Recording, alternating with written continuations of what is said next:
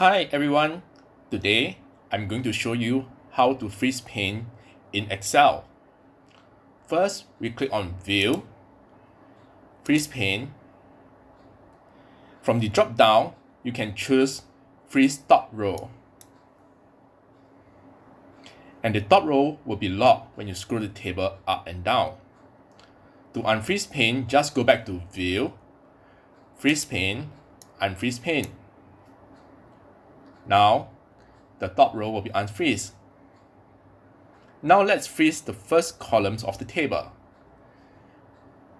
We will click View, Freeze Pane, and freeze first column. Now, the first column of the table will be locked when you scroll the table left and right.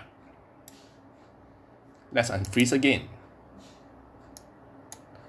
So, what do you do if you want to freeze both the top row and the first column at the same time?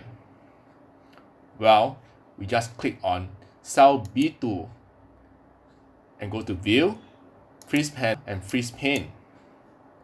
Now both the top row and the first column will be locked as you move the table up and down and left and right. That's all for today. Please like the video if you find it helpful and subscribe to Cool Info for more tutorials like this. Thank you.